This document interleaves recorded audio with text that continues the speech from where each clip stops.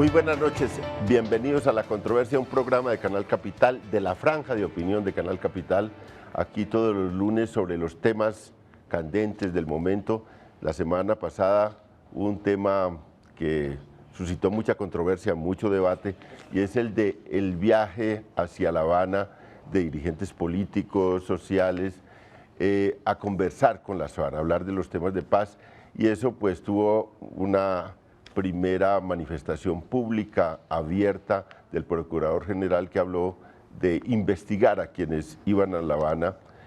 Habló primero de los funcionarios, pero después incluso el Procurador dijo como una censura a todos los que iban sin permiso del gobierno a La Habana.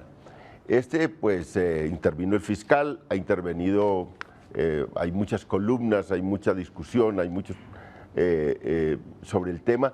En el Congreso se dio una discusión especial porque hay un viaje, hay una delegación del Congreso hacia La Habana, y entonces también allí en el Congreso se presentó una discusión.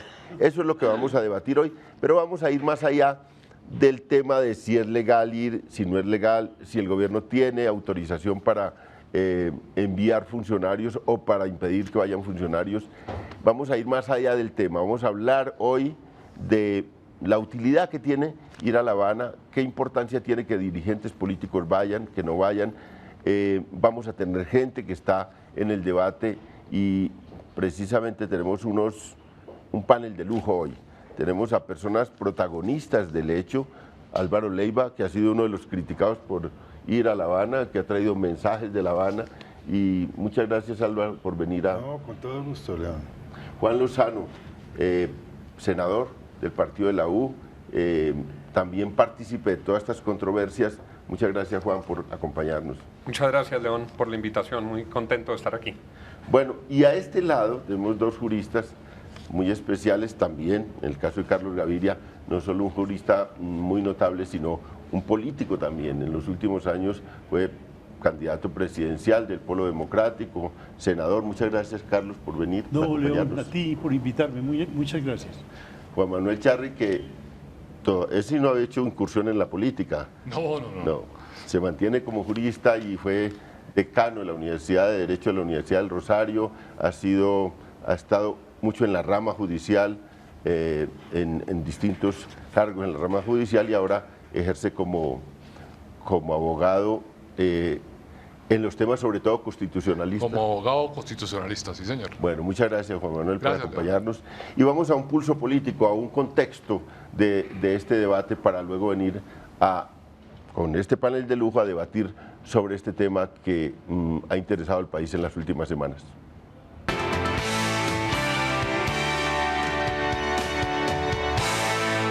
En los últimos días ha generado polémica los viajes a La Habana de funcionarios públicos, políticos y particulares para hablar con las FARC.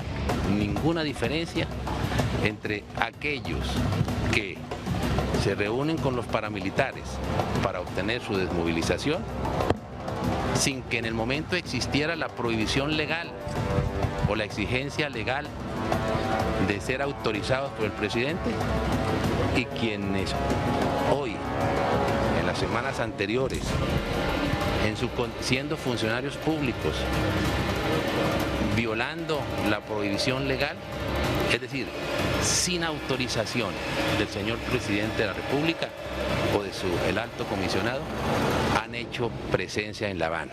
De ninguna manera asistir para poder tener algún tipo de contacto con un grupo insurgente, desde luego que se requiere un permiso del presidente de la República, pero el hecho de que si acuda sin ese permiso no convierte esa conducta en un delito. No es un delito acudir a La Habana sin permiso del señor presidente de la República. No es un delito tampoco que un funcionario acuda a La Habana a tener conversaciones sobre temas de paz con la guerrilla, con las FARC o con el ELN, en el lugar donde estén. Las FARC se pronunciaron y coincidieron con el fiscal. El país no deberá pasar por alto lo dicho por el fiscal Montealegre en cuanto a que no puede ser delito unas conversaciones con acercamientos que tienen unos fines altruistas. Y y sería un despropósito pensar que acudir a La Habana sin permiso se convierta en un delito y mucho menos en una falta disciplinaria. Aunque el nivel de confidencialidad, el aislamiento y la participación indirecta de los ciudadanos a través de foros públicos han caracterizado la actual negociación con las FARC, surge el interrogante: ¿qué tanto afecta la participación de terceros en el éxito o fracaso de las negociaciones de paz? Dentro de pocos días, una comisión de parlamentarios y directivos de los partidos políticos colombianos se desplazará a Cuba con autorización del gobierno nacional. ¿Qué opinaron algunos congresistas sobre esta visita?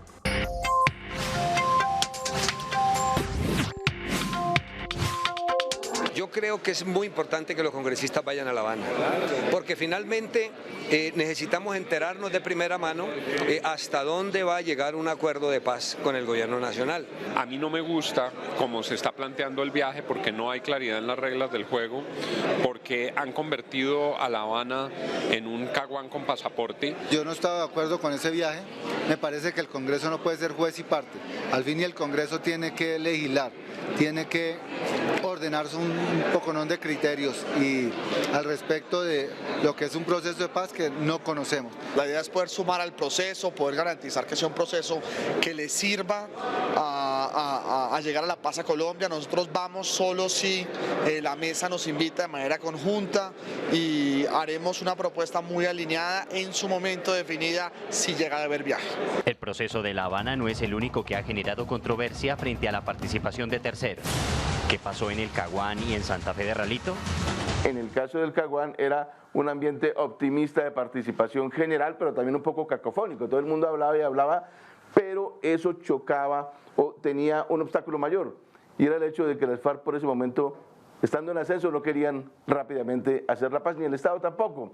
Las causas de que fracase o tenga éxito un proceso de negociaciones no radica en si hay participación grande o pequeña o nula por parte de terceros. Radica fundamentalmente la suerte de un proceso de negociaciones con vistas a la paz en la voluntad política recíproca de las dos partes que constituyen actores armados. Santa Fe de Realito sí es una historia completamente distinta, digamos, no solamente los actores son distintos, sino eso sí, yo diría que fue el oscurantismo total.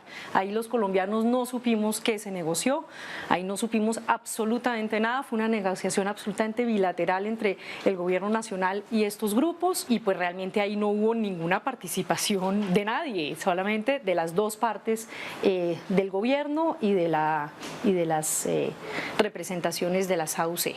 En el debate frente a las visitas a La Habana, también ha salido a relucir el papel de los medios de comunicación. Aunque en Colombia exista libertad de prensa, ¿cuál debe ser el rol de los medios de comunicación en el cubrimiento de las negociaciones de paz? El papel de los medios de comunicación en esas negociaciones es tan fundamental que el diseño de ellas se hace en función de esa comunicación. Un ejemplo fundamental es la confidencialidad que rodeó el proceso de paz actual que se desarrolla en La Habana. Fue pensado no solo en términos de generar confianza en las partes, sino también de parte del gobierno y de la FARC para blindar el proceso de paz de La Habana y no repetir lo que llaman los errores del Caguán. Las restricciones de confidencialidad han hecho que los medios perdamos, digamos, un poco el interés en el cubrimiento. Hoy en día los colombianos saben menos del proceso de lo que deberían saber. Hoy en día los colombianos entienden menos los dilemas del proceso de lo que deberían entenderlo. Hoy en día los colombianos tienen una comprensión más limitada de lo que está en juego en la mesa, de lo que deberían comprender.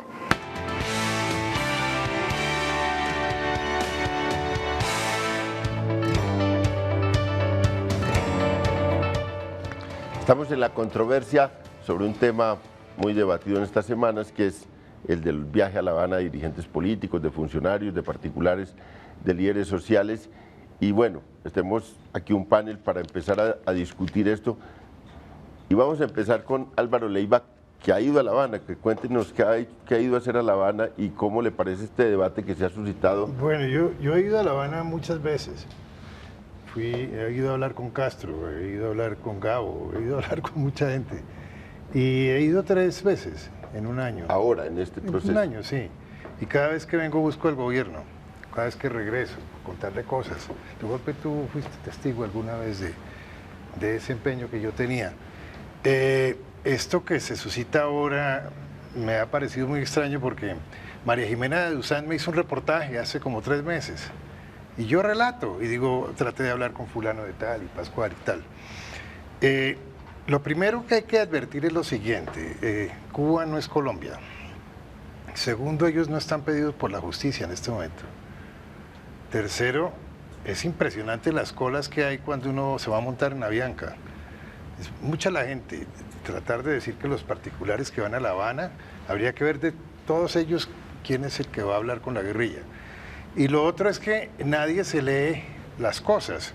El acuerdo de La Habana, el acuerdo famoso, en su parte, al comienzo, antes de entrar a los puntos en concreto, se pide la colaboración de todo el mundo, la participación de todo el mundo, y dice que sin la participación de los colombianos no puede haber paz. Es curioso, pero nadie tiene estas reglas del juego en cuenta. Por lo demás, ¿a qué se va? Muy sencillo, la parte histórica. Hay muchas cosas por decir, por mirar y por analizar. Yo llevo en esto 30 años, lo que pasa es que por esto no pagan ni se puede uno jubilar, pero la verdad es que yo ya debía estar jubilado y tengo todo el hilo histórico que algo ha de servir. Aquí hablaban del fracaso de las experiencias negativas del Caguán, eso es por echarle vainas a Andrés Pastrana. ¿Qué tal las experiencias negativas de Tlaxcala y las experiencias negativas de Caracas y las experiencias negativas del caso de Betancur, el Palacio de Justicia? Esa sí que es una experiencia negativa, atroz. De tal manera que hay mucho ruido sin necesidad, porque nadie va a hacer política con ellos, nadie va a participar en un proyecto político. El fiscal fue sabio en eso, dijo no, es que en el caso de los parlamentarios había una combinación de carácter político electoral. Se trataba de programas suscritos por ellos mismos. Iban los parlamentarios en algunas ocasiones visitaban para ver si hacían la refundación de la patria. De tal manera que son casos completamente diferentes. Y yo vivo muy tranquilo, la verdad es que he estado muy tranquilo. Quise hablar con el gobierno, no me recibió, eso es cosa del gobierno, pero la verdad es que yo no he incurrido en ninguna conducta típica, antijurídica y culpable. Bueno, usted se ha opuesto a, o no considera como acertado, sobre todo el viaje de funcionarios o el Congreso. Entiendo que usted discute mucho sobre el viaje de los parlamentarios, este viaje que tienen programado hacia allá. ¿Por qué? Así es, a mí no me gusta la forma como se ha planteado ese viaje, como lo decía en el primer informe, porque las reglas no son claras. A mí me parece que hay algo de oportunismo electoral y oportunismo político, y no me gusta que mientras el Congreso tenga por delante unas definiciones cruciales para el país, que involucran, por supuesto, a las FARC, tengan esa conversación que puede terminar generando presiones indebidas frente al Congreso de la República. La situación de Álvaro Leiva es completamente distinta, es absolutamente cierto lo que él acaba de decir, lleva una vida en ese empeño, pero que ahora unos colegas míos de la noche a la mañana y en vísperas de tarjetón decidan empacar el copertone, empacar la maleta, Habana Tours, a un diálogo en el que ni siquiera tienen libreto, cuando el país lo que está esperando son hechos de paz y avances sobre lo que fue acordado como marco de los diálogos, pues me parece que es inconveniente. A mí sí me parece que el gobierno ha pecado por la mala conducción de este proceso, me parece que dejó incumplir las reglas en los protocolos de comunicación, me parece que el gobierno da mal ejemplo cuando es el propio presidente el que inobserva los puntos fundamentales de ese acuerdo, como por ejemplo frente al mecanismo refrendatorio. Me parece que el gobierno está permitiendo que lo que había definido como condiciones para aprender de las lecciones de la historia otra vez se repita. Yo he dicho que convirtieron a La Habana por la tolerancia del gobierno en un caguán con pasaporte, y eso es lo que está ahora tratando de reproducirse con los congresistas. En resumen, León, mientras tengamos nosotros que votar ese referendo y el próximo referendo y que desarrollar las leyes estatutarias frente al marco constitucional para la paz, me parece que nada tienen que ir a hacer allá mis colegas. Para eso está el señor de la calle. Si él tiene que ser portador de un mensaje, que lo haga oficialmente, pero que no se abra un expediente que va a causarle daño a la serenidad democrática para tomar las decisiones que más le convienen a los colombianos. Doctor Gaviria, se ha mencionado aquí el caguán, también se mencionó Ralito, las diferencias de este proceso y de la relación de sectores políticos con este proceso frente a los anteriores. ¿Cómo lo ve usted, que también tiene una visión de largo plazo de toda esta paz y de todo este proceso? Bueno, yo lo que quiero subrayar es un hecho que a mi juicio es paradójico. Este es un proceso político y por tanto quienes deberían estar en La Habana son los congresistas precisamente. Y voy a decir por qué. Este es un país que tiene una organización democrática de partidos. Este no es un Estado que tenga una forma corporativa o gremial. Y a mí lo que me sorprende es que los voceros de los partidos debían ser quienes estuvieran discutiendo sobre cómo va a ser el país del futuro, el país del posconflicto con la guerrilla. Me explico. En un país corporativo, las corporaciones tienen un interés legítimo, pero hay que subrayar este hecho. Ese es un interés particular. Los partidos políticos son voceros, encarnan un interés general desde una determinada perspectiva. Entonces yo pienso, dentro de un esquema típicamente democrático, no tendrían más que aportar a la discusión acerca de cómo debe ser la política agraria, de cómo debe ser la política del posconflicto, digamos, un vocero del liberalismo que diga cuál es la visión liberal frente al Partido del Futuro, un vocero del Partido Conservador, un vocero del Polo, que encarnan es el interés general desde distintas perspectivas. Yo lo que no he podido entender es cómo un proceso de paz en un sistema democrático está llevándose a término con representantes gremiales. No es que yo tenga nada contra los gremios, pero encuentro una gran incongruencia en que sean ellos los que están discutiendo y no los congresistas o los representantes de los partidos. Yo lo que creo es que la política entre nosotros está tan desacreditada que lo que quieren es despolitizar un proceso que por esencia es político. Yo me asombro y desde luego me sonrío cuando oigo, por ejemplo, críticas a ese proceso diciendo es que ese proceso lo está politizando, que se está politizando un proceso político, es que ese proceso es por esencia político. Yo lo que preguntaría es ¿con qué autoridad están los representantes de los gremios allá? Eso no es el reconocimiento de que ejercen más poder sobre quienes toman las decisiones políticas en el país, los gremios a modo de grupos de presión, que los partidos políticos que tienen una visión legítimamente política del Estado. Bueno, vamos a una pausa. Ya ve que empezó esto muy bien, es un debate interesante y volvemos para proseguir este debate.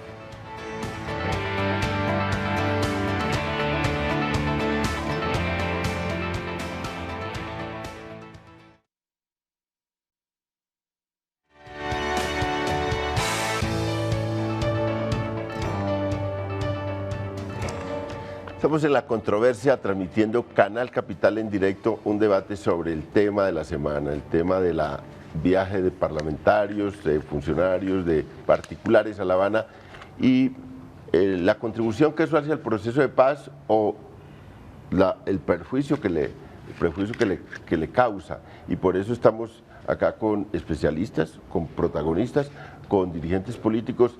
Y Juan Manuel Charri es desde el derecho. ¿Cómo ve usted esto?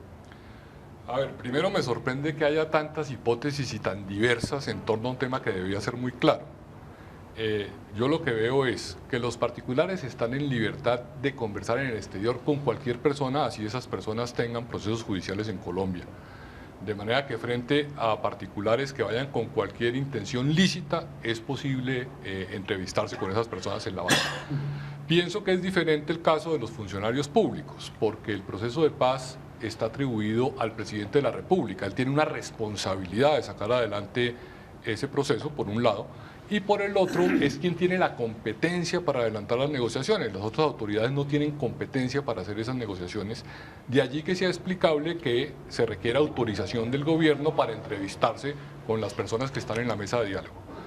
Entonces creo que no habría una responsabilidad penal, pero sí disciplinaria de quien viaje como funcionario público cuando no está en sus funciones, sin el aval o la autorización del gobierno, que es el responsable del diálogo. Bueno, lo primero que hay que observar es que los congresistas no son funcionarios públicos. Son servidores. Servidores. Es una diferencia. Claro, el régimen mucho más estricto es el de los funcionarios. Claro, pero la responsabilidad la tiene el presidente, ¿no? Pero por eso mismo es que el Congreso debe conservar absolutamente su autonomía. Parte del problema en este diseño, doctor Carlos, además de que no existen en Colombia, y eso es doloroso reconocerlo, pero es así, no existen unos partidos que realmente funcionen como tales. El congresista no es subalterno del presidente de la República. Bueno, pero lo que no podemos hacer es una cosa, para determinados efectos asumir que hay partidos, pero para los otros no. Por ejemplo, yo le pregunto a usted, doctor Juan, ¿usted resultó elegido por quién?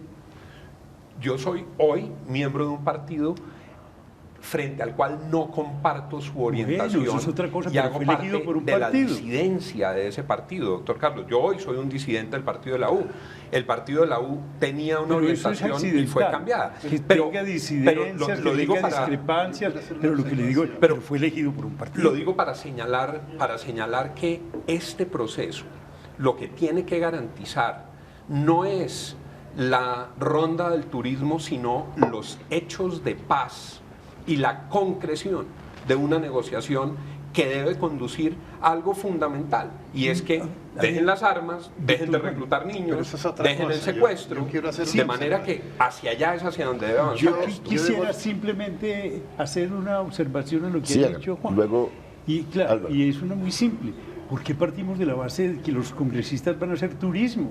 Yo pienso que los congresistas tienen un interés legítimo en cruzar opiniones con los miembros, con los voceros de la guerrilla, tener mejores informaciones de primera mano, porque luego les va a tocar tomar decisiones. Y a mí me parece que privarlos de una información de esas no es siquiera pertinente. Álvaro, sí, yo quería decir tiene derecho a réplica. Es que se nos ha olvidado que aquí hay separación de las ramas del poder. Lo que pasa es que hay una cosa allí, una costumbre, no es una norma constitucional, que es cuadrarse al Congreso con un desayuno. Entonces se trastoca todo porque resulta que el presidente hoy es el jefe del Congreso, en ocasiones jefe de la jurisdicción. Así no se puede, el país está descuadernado. Yo sí creo que la función del congresista es averiguar, enterarse. Además tiene un control político que tiene que ejercer. Imagínese un referendo que supuestamente toca con los diálogos y es la hora en que no se le ha contado al Congreso para qué el referendo. Lo único que se le ha dicho es que modifique la fecha para efectos de llevar a cabo el referendo el mismo día de las elecciones. Pero a nadie se le ha ocurrido preguntar ¿y qué es lo que vamos a refrendar? De tal manera que yo sí pienso que cuando hay esos vacíos de información, para algo sirve el atributo del ejercicio del control político y obviamente el hecho de pertenecer a una rama diferente a la del señor presidente. De tal forma que de alguna manera yo sí coincido con el doctor Gaviria. En la réplica amable, yo por una parte concuerdo con Álvaro en que es equivocado plantear ese referendo el mismo día de las elecciones presidenciales. Como alguien lo ha dicho, tiene más un sabor de reelección que de refrendación de la paz.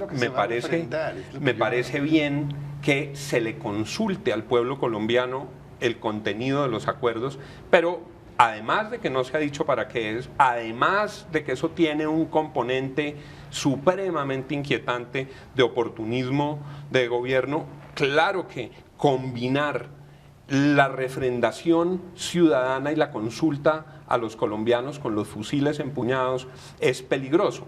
Y por lo demás, doctor Carlos, los congresistas, pues si ni siquiera van a hacer quórum, si el Congreso ni siquiera logra quórum aquí, por supuesto que estarían dispuestos a hacerlo en La Habana. No, yo creo que hay unos caminos institucionales y que es más peligroso que se coarte la autonomía del Congreso para tomar sus decisiones, que se adelanten diálogos sobre bases difusas en relación con el legislativo y sobre todo mientras se mantiene activado el poder de las armas de las FARC. Yo quiero la paz y yo espero que eso pudiera salir bien, pero me parece que en ese terreno pantanoso no se va a lograr avanzar. Pero yo lo que pregunto es esto. ¿Usted encuentra un obstáculo en la circunstancia de que las FARC todavía están armadas y por tanto los congresistas no pueden dialogar? Yo pregunto, pero el Congreso, el gobierno está dialogando con ellos. Yo lo que pienso es que el gobierno debería tener una actitud incluso mucho más coherente que la que tiene. Naturalmente así se estipularon las cosas desde el principio y hay que aceptar que así son. Pero yo pregunto una cosa, ¿cómo es posible que de los diálogos de La Habana se espera que se siga un proceso de paz, o no? ¿Cierto? ¿O no? Es lo que quisiera. Claro, sí, claro que sí. Es lo que quisiera. Eso es, ¿cierto? Y en ese proceso de paz, se espera también que las personas que han estado alzadas en armas vayan a buscar lo que han buscado por la vía de las armas, por la vía del debate democrático, ¿o no?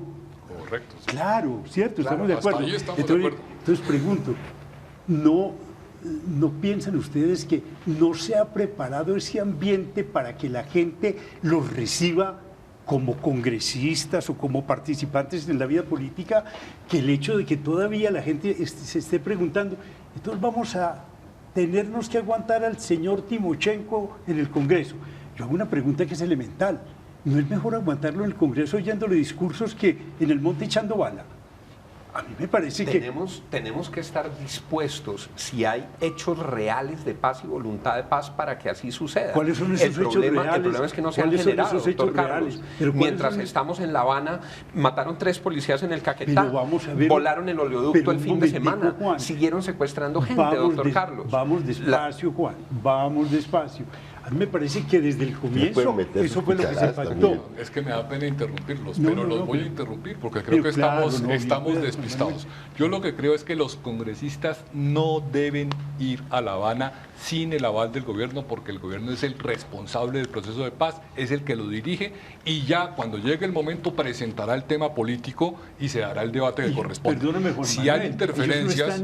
No están usurpando ninguna facultad del gobierno. Sí. Yo sí creo que están haciendo, no de ninguna manera. El día que fracase el proceso de paz, están reivindicando una información que incluso los ciudadanos colombianos que no hacemos parte del Congreso reclamamos, mucho más los miembros del Congreso. Yo creo que ahora hay un hecho. Mira, estás equivocado por esto. Mira, una cosa es la conducción de la guerra. Y del proceso de paz de acuerdo con la jurídica. No, el artículo 95, numeral 6. Es obligación de todo ciudadano propender por el logro y mantenimiento de la paz. Eso es clarísimo. Y el artículo 22, que es imperativo, que es el derecho a síntesis. Claro, pero... Ahora, que nos hayamos puesto de acuerdo para que el gobierno haya tomado la iniciativa, porque ha resuelto no seguir conduciendo la guerra, sino más bien abre un compás para ver si se logra la paz. Magnífico, pero eso yo creo que eso no le cercena unos derechos que están contemplados en la Constitución a todo buen ciudadano. Obviamente que se ha hecho difícil porque primero es muy lejos La Habana, ¿no? Y segundo... Y es muy caro el viaje. Todo es carísimo. Y segundo, porque se convirtió en una especie de conciliábulo. Sí, pero a mí no me parece bueno. Fíjese, aquí hay un argumento que tú has expuesto que es muy cierto. No se ha ambientado.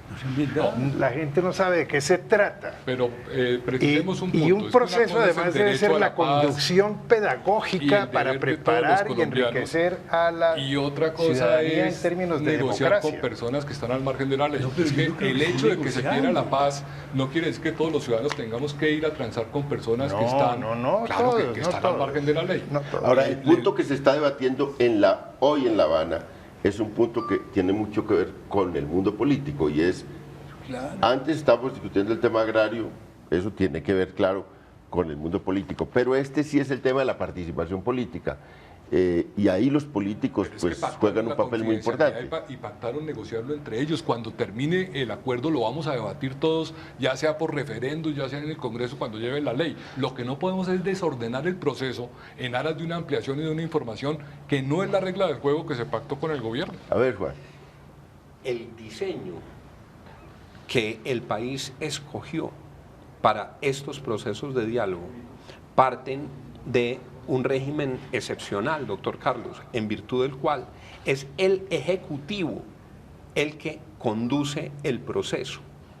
La rama legislativa tiene en sus miembros, como lo señalaba el doctor Charri, un régimen limitado de atribuciones. En Colombia los particulares tienen un régimen de libertad, pueden hacer todo aquello que no les esté prohibido. Los congresistas solo podemos hacer todo aquello que nos esté expresamente autorizado. Y esa competencia se trasladó, está en cabeza del Ejecutivo, doctor Carlos. Yo no pienso siquiera que los congresistas vayan allá en ejercicio de función pública alguna. Van en busca de algo a lo que tienen derecho. Van a tenerse que pronunciar sobre el acuerdo de La Habana. No tienen derecho a tener una información previa. Pero deje que ellos lleguen a un acuerdo para presentárselo al Congreso, no antes. Pienso. Es decir, si una persona va allá, como tú lo asumes, yo asumo que los congresistas tienen un interés efectivo y real en conversar, en recabar información acerca de lo que está pasando. Pero algo más, que vayan en plan de turismo. ¿Por qué no pueden, frente a unas personas cuyas órdenes de captura están suspendidas, conversar y preguntar cómo están viendo el proceso? No le están usurpando ninguna facultad al gobierno, pero yo pregunto, entonces ser congresista y tener una responsabilidad de esas, porque luego la van a tener que asumir, implica una especie de capitis diminucio hasta el punto de que pueden hacer menos de lo que pueden hacer los ciudadanos colombianos normales. Todo lo contrario, yo no lo creo. Implica una responsabilidad superior a la hora de desarrollar el marco constitucional para la paz mediante leyes estatutarias, que fue lo que decidió el ordenamiento jurídico colombiano. Es que el rol del Congreso en este proceso está definido por el propio marco constitucional y es la activación de las leyes estatutarias cuando, una vez las FARC dejen las armas, doctor Carlos, una vez las FARC dejen de secuestrar, doctor Carlos, una vez las FARC dejen de asesinar a los colombianos, doctor Carlos. Por eso, Mira, ese mecanismo se activa. Volvamos a un punto. Es decir, de antemano, desde el comienzo, se pactó que se iba a negociar bajo la guerra. A mí eso no me gusta. A mí pero tampoco. Pero eso fue lo que se pactó. Y por tanto, fíjense si faltará pedagogía cuando hay actos, si es que hay que reconocer, y justamente la gran diferencia entre el doctor Santos y el doctor Uribe, y yo no soy santista desde luego, menos uribista, pero la gran diferencia está esto, en que el doctor Santos sí admite que hay un conflicto armado, y hay un conflicto armado y entonces se negocia y dice, pero la guerra sigue, y entonces en actos de guerra caen miembros de la fuerza pública y dicen, las FARC no están cumpliendo. Pero si eso fue lo que se pactó desde el principio. Infortunadamente es en realidad tremendamente doloroso que sigan cayendo colombianos, etc. Pero eso fue lo que se pactó. Pero qué tal que la visita de los congresistas sea en un momento inconveniente y dañe el proceso. Eso justifica la autorización del gobierno. Yo no creo. Porque él es el responsable del director del proceso. Es decir, que no puede ir. Ahora, en realidad, ahora conversamos algo al entrar, Juan Manuel, en lo que tú y yo coincidimos, Este es un gobierno fuertemente presidencial, pero no podemos llegar hasta allá, hasta el punto de negarle a un congresista la posibilidad de enterarse directamente en la fuente donde están ocurriendo los acontecimientos de qué es lo que está pasando. Ahora, en los temas de participación política, que es si va a haber una bancada parlamentaria de las FARC, ¿por qué no que ellos discutan y nos presenten su acuerdo para que lo debatamos? Yo tengo la siguiente opinión. Yo sí creo que los congresistas no solamente deben ir, sino que están en la obligación, porque hoy gozan de representación, que antes no tenían. Antiguamente pensaban en la nación entera, pero hoy gozan de representación. Lo que no pueden es inmiscuirse en la negociación. Pero, por ejemplo, cuando termina un ciclo, perfectamente pueden ir, conversar, no están entrometiéndose en los diálogos, pero por favor, ¿por qué no se ponen, por lo menos por curiosidad? Es que lo que está sucediendo ya es muy interesante. Ahora, no se está pidiendo que cuando vaya un congresista se rompa la confidencialidad, de ninguna manera, pero sí sirve de orientación y después hay divulgación y esa divulgación el Estado roto frente a la negociación con la lo que pasa, no, claro que no. Además eso es más de reglamento allá que de esta circunstancia del pedir permiso. Yo pienso que la unidad de la negociación, de ninguna manera. Es decir, yo asumo que los congresistas van a informarse. Es decir, si se va a tramitar una ley que trata, por ejemplo, de la salud, que trata, por ejemplo, de la educación, no tienen ellos autorización, yo diría no autorización, incluso obligación de hablar con educadores, de hablar con personas conocedoras del tema de la salud, a ver por dónde es que se va a orientar el respectivo proyecto. ¿Cómo es que en un caso de estos les dicen a los congresistas que no van a negociar? No es que van a negociar, van a informarse de qué es lo que está ocurriendo. Esos son los linderos, doctor Carlos, esos son los linderos que justamente por imprecisos generan las perturbaciones, los peligros y luego incluso las amenazas sobre toda la sociedad. Ahora, yo concuerdo con que parte de estos problemas los generó el propio gobierno poniendo unas reglas de juego que no ha cumplido.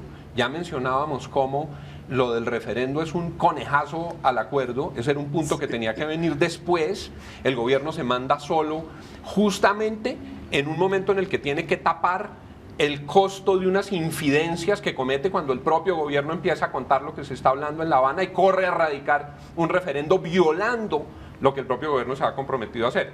Viola el punto 6 en relación con ese tema, viola los protocolos de comunicación y ahora viola la regla que el gobierno le puso al propio Congreso. Es que el Congreso ya discutió de esto con el presidente cuando se tramitaba el marco constitucional para la paz y se acordó que el rol del Congreso era la activación de las leyes estatutarias que desarrollan ese marco. ¿Y se les prohibió a los congresistas conversar acerca del contenido del acuerdo político o con alguno de los protagonistas? Yo pues no creo. Estaba implícito en ese acuerdo, doctor Carlos, y por eso el presidente señaló cuando designó el equipo negociador que era bajo su conducción y solo el Ejecutivo el que iba a estar allá. Incluso, si no me falla la memoria, fue el propio presidente. Pero han ido personas distintas a los negociadores. Claro, lo que es también... Y esas personas no han ido a negociar, han ido a escuchar. Claro, yo pregunto una vez más, ¿por qué los congresistas no tienen el derecho elemental a escuchar de viva voz de los protagonistas qué es lo que está pasando? No, porque hay unas competencias legales, doctor Carlos, porque usted hay unas limitaciones las conoce bien y hay unas limitaciones constitucionales. Y hay una responsabilidad del presidente sobre las cuales mire, usted, nuestro profesor, nos ha enseñado a lo largo de los años. Mire, en Colombia, a pesar de que usted habla en nombre de un partido que no reconoce tanto esas libertades,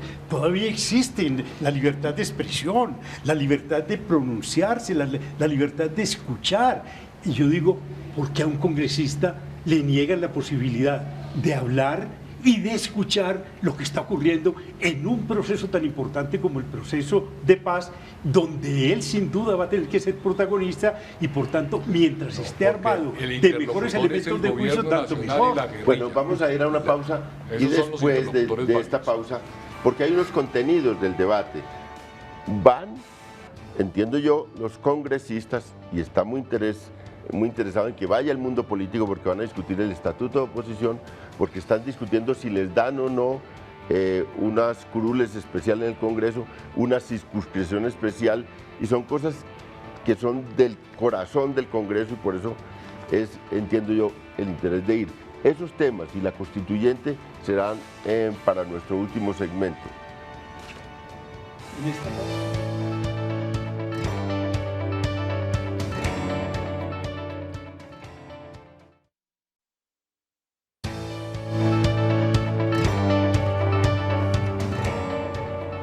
Estamos en la controversia y ya ven ustedes que ha sido un debate duro, muy interesante, muy respetuoso, pero duro sobre los temas y sobre el papel del Congreso, sobre el papel de los políticos, sobre si vale la pena o no ir a La Habana.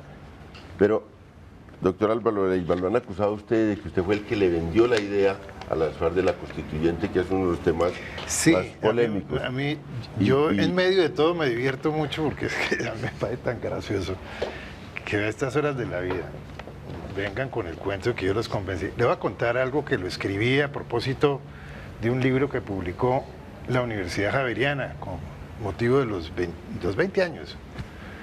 Un relato. Y estando yo por allá en el sur del país, me golpea una mañana, 4 de la mañana, Jacobo Arenas, que era un hombre muy gracioso, muy complicado, pero tenía su... Jacobo Arenas, un gran sentido del humor más. Me dijo, ¿quiere un tintico, doctor? Le dije, con mucho gusto. Pues está tempranísimo, Jacobo. Me dijo, es que vengo a pronunciarle el discurso que voy a echar en la Asamblea Nacional Constituyente. Y estamos hablando hace más de 20 años. Comenzó además, se levantó los brazos, señores constituyentes, lo recuerdo mucho, y en un momento dado le dio pena y dijo, no, más bien hablemos de esto. Pero es una de esas cosas curiosas. Ahí hay una constante, Cuando Tlaxcala, cuando van a Caracas, es con el ánimo de ir a la Constituyente, porque nosotros aprobamos un artículo que lo permitía si se iniciaba un proceso de paz. Cuando Pastrana, en el proyecto de Pastrana, se hablaba de la Constituyente. Cuando la conspiración, cuando yo le digo al doctor Santos, cuidado, y lo llevo a una reunión de la Comisión de Conciliación Nacional, en una carta dice que hay que buscar una constituyente. Ese es un tema que está allí, eso no me lo inventé yo. A mí sí me gustaría una constituyente, pero tenga la seguridad de que no es porque yo lo haya dicho. Pero aún más, están los negociadores, imposible que esos negociadores tan importantes no puedan persuadir con argumentos a la contraparte de algo diferente a la constituyente. Si no lo logran hacer es porque los argumentos de golpe no son lo suficientemente fuertes. No, yo pienso una cosa. No creo pues que el tiempo nos dé ahora siquiera para discutir el tema de fondo, pero lo que yo pienso es esto. Yo encuentro una cierta explicación en la solicitud de las FARC de que haya una constituyente, porque sellar un proceso de paz y con su guerrilla sería tan importante como para que a partir de eso hubiera una nueva constitución colombiana.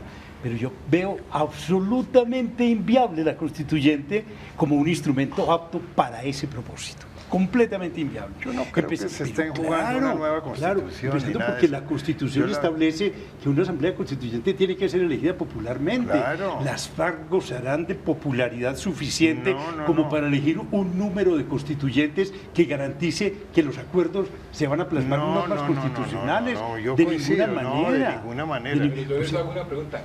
¿De qué constituyente estamos hablando? ¿De una similar a la del año 91 o de una regulada en la Constitución del 91 regulada, con control previo de constitucionalidad? 376, o sea, de una asamblea constitucional. No constitucional. Lo que pasa es que una limitada con controles de entrada y salida. La Constitución habla de la Constitución que no es la llama constituyente. Pero es el... Yo no le veo ningún problema a una asamblea constituyente de la Constitución del 91. Lo que no la veo es que sea el mecanismo idóneo para los acuerdos. Digamos, ese es otro tema.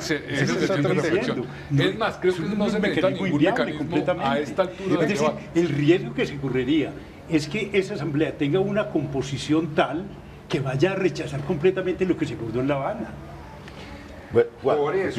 Por eso precisamente es que a mí me parece tan inquietante y tan grave la revelación que hizo el propio Timochenko sobre los ofrecimientos que le ha hecho de la calle para encontrar un cuerpo de desarrollo legislativo con curules que parecerían asignadas graciosamente por el propio Ejecutivo. Es que hablan de un congresista, de un congresito paralelo Entonces, del Congreso. A mí eso es lo que me inquieta. Yo creo, ya les he expresado mi opinión en relación con el referendo, creo que debe haber un mecanismo refrendatorio, no me gusta que sea el mismo día de las elecciones presidenciales.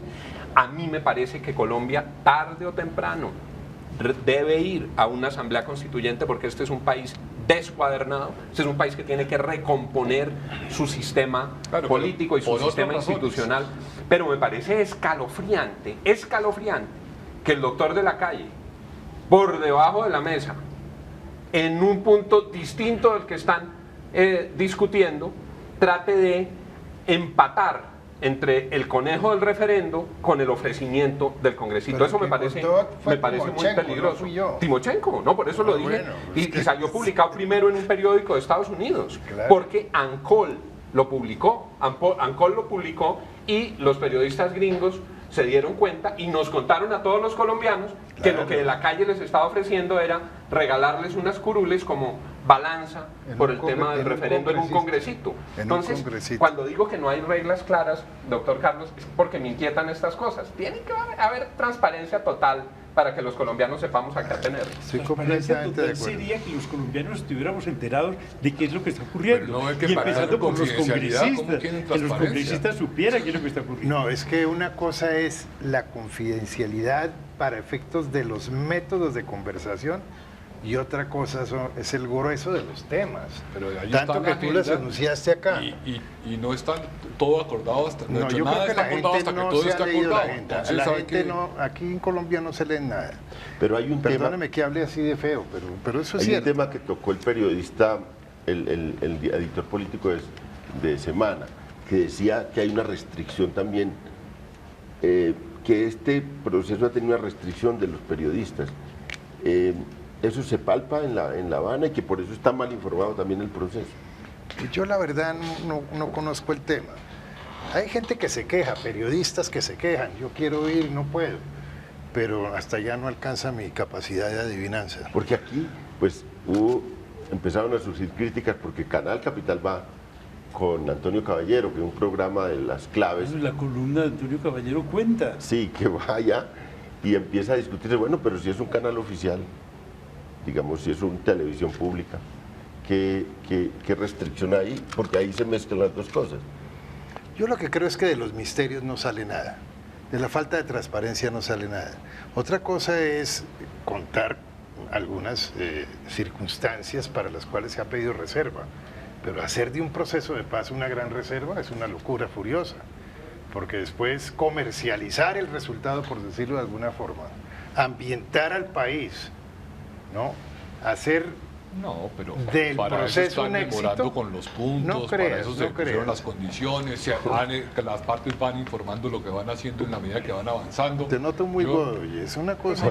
Yo no sé si se hago, son las reglas de juego. Es que no, esas no son las reglas de, es que no son las reglas del juego. No, es que no son las reglas del juego. Es que en los considerandos, perdóname, es que yo me lo he leído 40 veces. En los considerandos de los puntos se dice que eso es con todo el mundo y con la participación del país, que tiene que hacer presencia, es que lo dice. Pues entonces que se vengan, porque si el tema es de información hay que ir hasta allá, pues que se vengan para acá y nos informamos todos. Yo creo que el manejo de la comunicación ha sido desastroso en este proceso. Ha sido desastroso, ha generado confusión, ha generado incredulidad.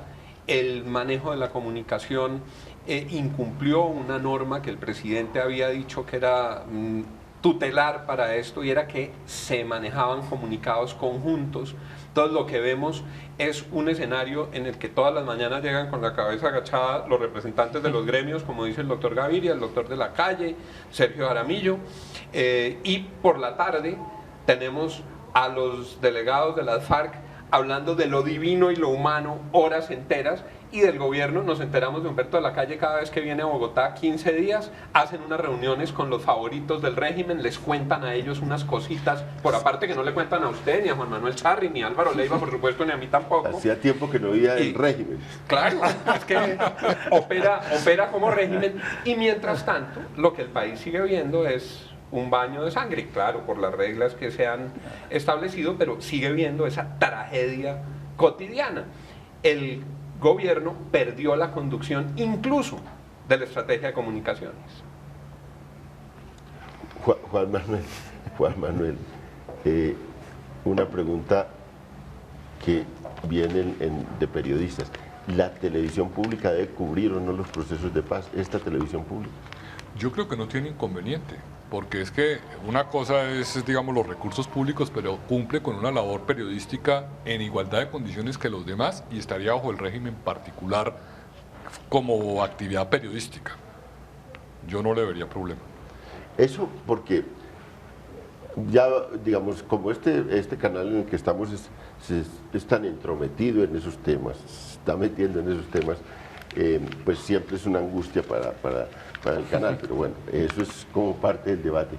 Pero, doctor Carlos Gaviria, digamos, este momento, que es como un momento difícil del proceso, porque cuando las cosas como que van para adelante, pero ahora todo el mundo está en una crítica muy dura al proceso por las dificultades que hay, por la lentitud en que está, todo el mundo le está cayendo. ¿Será por eso estas críticas, los viajes a La Habana? ¿Por el ambiente que hay? Yo lo que creo es que nos escandalizamos de muchas cosas de las que no nos debíamos escandalizar.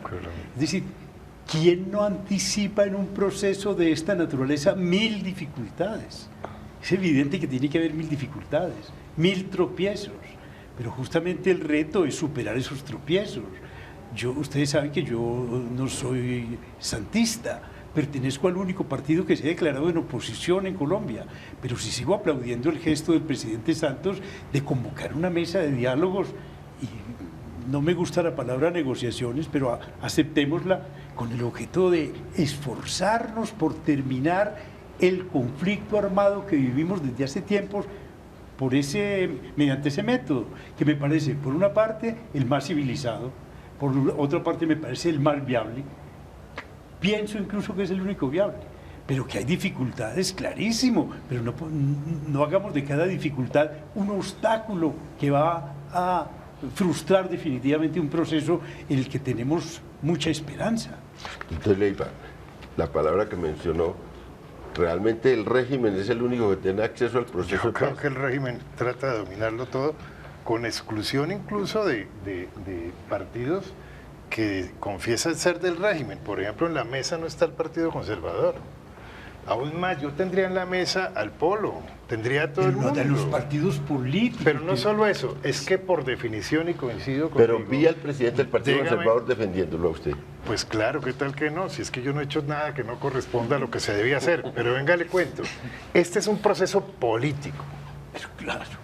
Lo que no es un proceso electoral, que es una cosa completamente diferente. Lo que está dañando el proceso, que es un proceso político, es que el régimen quiere utilizarlo para conseguir unos resultados electorales cuando la paz no tiene nada que ver con la coyuntura electoral. Pero yo agregaría que es un proceso judicial también, de justicia transicional. No se sabía de antemano, político. por una parte, que quien convocaba a la mesa era el presidente Santos, y que el presidente Santos tiene interés en reelegirse. Con eso también... pero es que en ese momento, ahí es cuando yo te doy a ti la razón, se nos acabó trastocan la agenda y suben los puntos de interés para llevarlos a una elección. En el momento más álgido de la controversia se nos acabó el tiempo. Una feliz noche para todos los televidentes y bueno, muchas gracias, muy complacido en la controversia, y muchas gracias a este amables contertulios y controversiales contertulios. Gracias.